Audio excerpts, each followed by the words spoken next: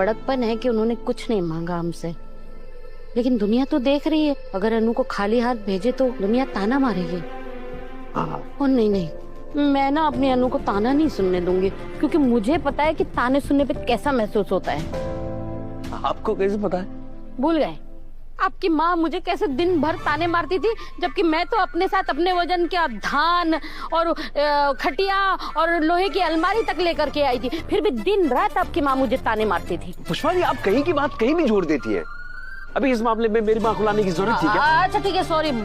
माँ के ताने आपको मैं बाद में मारूंगी। चलिए। पुष्पा जी, मुझे ना बड़ी चिंता हो रही है। ये लोन अगर हमें नहीं मिला ना तो बड़ी मुश्किल हो जाएगी।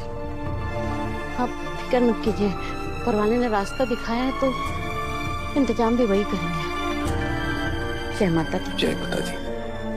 चलिए चलते। ओहो मैडम, अब मुझे सिर्फ तेरा लेफ्ट ओवर टाइम ही नसीब होगा।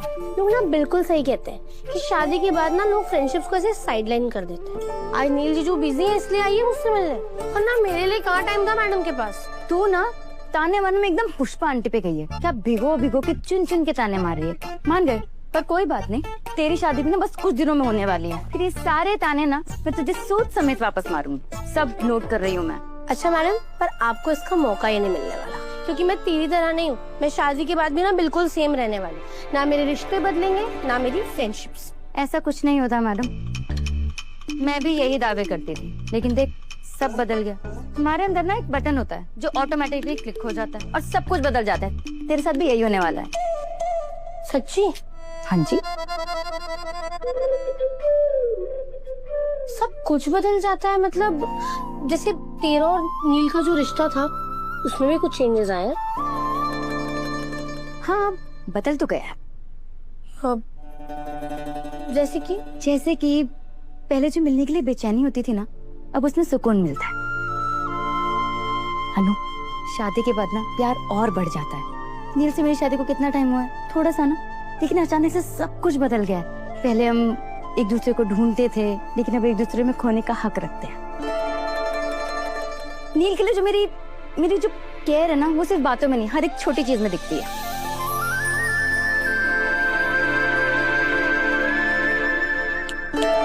क्या सोच रही है? तो यही सोच रही है ना कि तेरे और आर्य सर की शादी के बाद तुम दोनों का रिश्ता भी बदल जाएगा। वो तेरी और परवाह करने लगेंगे, तेरी बाहों में खोने लगेंगे। यही सोच रही है तू? मुझे पता है तू यही सोच रही है। ओ मैडम, ज्यादा ना माइंड क्लियर बनने की जरूरत नहीं है। यही चल रहा है ना। बता मम्मी के सामने तो बड़े क्लेम्स कर रही थी कि पूरा घर का काम हो जाएगा, अभी तक कुछ भी नहीं हुआ। तो सारा तेरा कसूर है मैडम। तेरा कसूर है। तेरा कसूर है। तेरा है। तेरा।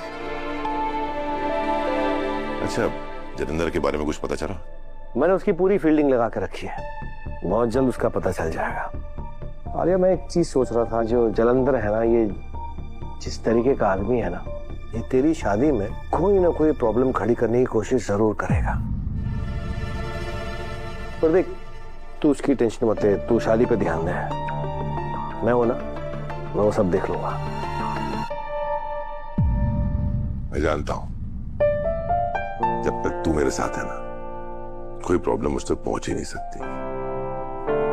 और जलंधर अगर शादी में कोई प्रॉब्लम क्रिएट करने की कोशिश भी करेगा तो वो कामयाब नहीं होगा। तो शादी से ज्यादा है, जिन्हें मीरा है ना, बहुत अच्छे से शादी की तैयारियां कर रही है। हर काम में उसकी छाप दिखाई दे रही है।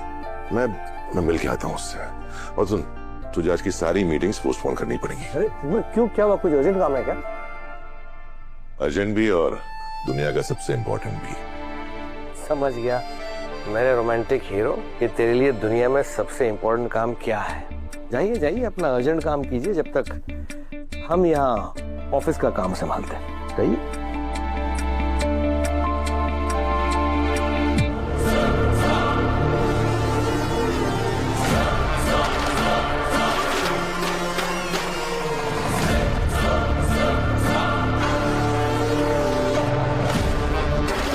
मुझे पता था आप मुझसे मिलने आएंगे।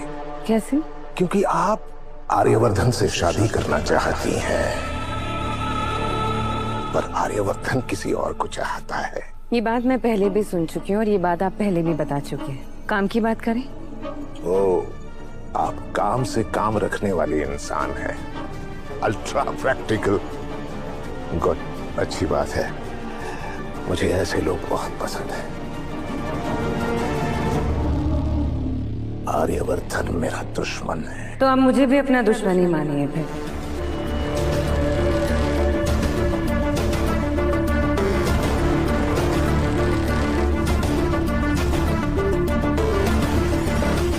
अगर आपका गोल है आर्य सर को तकलीफ पहुंचाना, तो आप गलत इंसान से बात कर रहे हैं। मुझे आर्य सर चाहिए, जैसे हैं वैसे ही, उन्हें कोई तकलीफ नहीं होनी चाहिए। ना ना, आर्यवर्धन को कोई तकलीफ नहीं होगी, आई प्रॉमिस यू, ये मेरा वादा है। मैं सिर्फ उसकी वो अजीज चीज उससे छीनना चाहता हूं, उसका प्यार, अनु।